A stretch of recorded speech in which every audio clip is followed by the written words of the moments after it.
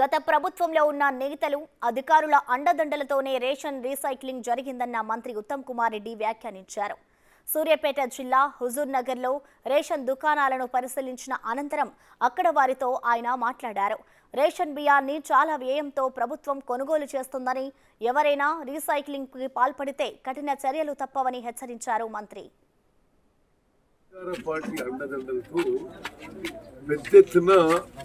Recycling rice ఒక mafia నడుస్తుంది.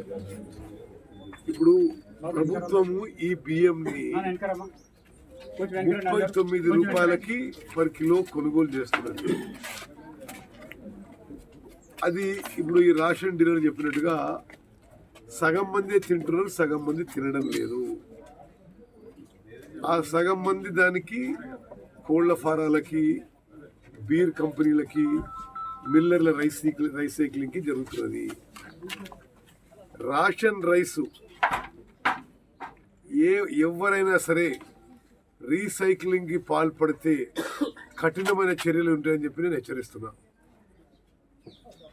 ఇది చాలా వ్యయంతో ప్రభుత్వాలు 39 రూపాయల కిలో బియ్యం ప్రొక్యూర్మెంట్ చేసి ప్యాడీ కొని కస్టమ్ మిల్లింగ్ చేసి ఇస్తున్నప్పుడు ఎవరో ఒక వేరే వ్యక్తులు దీన్ని ఒక అందరి దగ్గర తీసుకొని వాళ్ళకి ఆ 39 బదులు 5 రూపాయలు 10 రూపాయలు ఇచ్చేసి, ఏది వాళ్ళకంటే ఫ్రీ కదా, వాళ్ళు కొన్ని చోట్ల 5 రూపాయలు కొన్ని చోట్ల 10 రూపాయలకి ఇచ్చేసి ఆ బియ్యం మొత్తం కలెక్ట్ చేసుకొని, ఇది ఒక మాఫియా టైప్, ఇది రైస్ మాఫియా టైప్. ఇది ఈ ప్రభుత్వం సహించబోదు.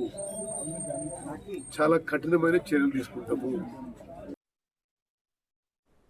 టీఆర్ఎస్ ప్రభుత్వం అధికారంలోకి ఉన్నప్పుడు సివిల్ సప్లై కార్పొరేషన్ అప్పు 3,300 కోట్లు ఉందని మంత్రి ఉత్తమ్ తెలిపారు. కార్పొరేషన్ను ముందు నడపాలంటే ప్రమాదకరమైన పరిస్థితి ఏర్పడిందన్నారు మంత్రి. ఏ సెక్యూరిటీ లేకుండా విలువైన పాడిని 22,000 కోట్లు మిల్లర్ల దగ్గర సివిల్ సప్లై పెట్టిందని వెల్లడించారు. దాన్ని మళ్ళా పాలిషింగ్, క్లీనింగ్ చేసుకొని మళ్ళీ ప్రొక్యూర్మెంట్ పెడుతున్నారు. గవర్నమెంట్ సొమ్మే గవర్నమెంట్ పెడుతున్నారు. ఇది గత ప్రభుత్వంలో చాలా చోట్ల అధికార పార్టీ వాళ్ళ అండదండలతో, అధికారుల నిర్లక్ష్యంతో జరిగింది. ఇక ఇప్పటి నుంచి అయితే దీని మీద చాలా కఠిన చర్యలు ఉంటాయి.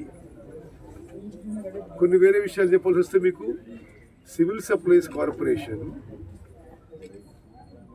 టీఆర్ఎస్ ప్రభుత్వం అధికారంలో వచ్చిన నెల అప్పు 3,300 కోట్లు.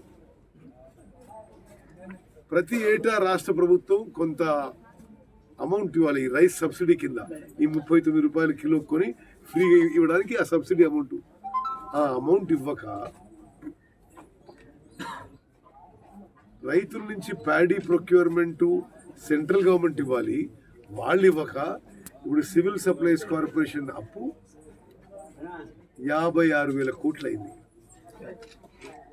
అసలు కార్పొరేషన్ ఇక ముందు నడిపేయడానికే ప్రమాదకర పరిస్థితులు పడ్డది. 56,000 కోట్లే కాకుండా ఇప్పుడు ప్యాడీ ప్రొక్యూర్మెంట్ చేసి మిల్లర్ల దగ్గర పెట్టింది రాష్ట్ర వ్యాప్తంగా కార్పొరేషన్. ఏ గ్యారంటీ, ఏ బ్యాంక్ గ్యారంటీ, ఏ సెక్యూరిటీ లేకుండా 22,000 కోట్ల స్టాకు విలువైన ప్యాడీని మిల్లర్ల దగ్గర సివిల్ సప్లైస్ కార్పొరేషన్ పెట్టింది. అది కాకుండా 50,000 కోట్లు. మళ్ళీ కార్పొరేషన్ ఇప్పుడు 11,000 కోట్ల నష్టాల్లో ఉంది. చాలా సమర్థత, రాజకీయ దురుద్దేశంతో సివిల్ సప్లై కార్పొరేషన్ నడిపించారని ఉత్తమ్ ఆగ్రహం వ్యక్తం చేశారు. సివిల్ సప్లైలో ప్రస్తుతం ఉన్న విధానాలను మార్పు చేస్తామని వెల్లడించారు మంత్రి. ప్రతి ఏటా సివిల్ సప్లైస్ కార్పొరేషన్ కట్టాల్సింది 3,000 కోట్ల ఇంట్రెస్టే. అంటే ఎంత అసమర్థతగా నడిపించిండ్రో, ఎంత ఒక రాజకీయ దురుద్దేశంతో నడిపించినట్టే. ఇక్కడ స్టాక్ పెట్టుకోవడానికి సరైన స్థలం లేదు, ఉన్న స్టాక్ ఖరాబ్ అవుతుంది. కర్ణాటక, తమిళనాడు ప్రభుత్వాలు కొనుగోలు చేస్తామంటే అక్కడ కాంగ్రెస్, అక్కడ డిఎంకే ప్రభుత్వాలకు ఏ మంచి పేరు వస్తానో, ఇక్కడ స్టాకు గోడౌన్లో మురిగిపోయినా సరే వాళ్ళు అమ్మడానికి నిరాకరించిన టీఆర్ఎస్ ప్రభుత్వం. మేము ఒకటి స్టాకు పొజిషన్ ఖరాబ్ అవుతుంది, అదేవిధంగా స్టోరేజ్ సరిగ్గా లేక ఎలకలు మరో వేస్టేజ్. అదేవిధంగా ఈ ఇంట్రెస్ట్ బర్డన్, ఇంత స్టాక్ కొనుక్కొని అంటే ఒక విచిత్రమైన పరిస్థితి ఆలోచించాలి.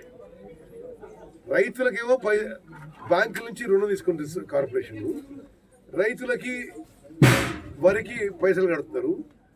ఆ వరిని మిల్లర్ల దగ్గర పెట్టి మిల్లర్లు దాన్ని ఈ సంవత్సరం తీసుకున్న వరిని వాళ్ళు అమ్ముకొని ఉపయోగించుకొని వాళ్ళు నెక్స్ట్ ఇయర్ మళ్ళా ఆ టైం వరకు అప్పుడు వచ్చే వరి కొనుగోలు చేసి ఇచ్చే ఒక తప్పుడు ప్రాక్టీస్ జరుగుతుంది ఈ కార్పొరేషన్కి మిల్లర్ల మధ్య. అంటే ఏంది, ఆ ఇంట్రెస్ట్ బర్డన్ వేస్టేజ్ కార్పొరేషన్ మీద పడుతుంది, వేల కోట్ల ఇంట్రెస్టే పడుతుంది.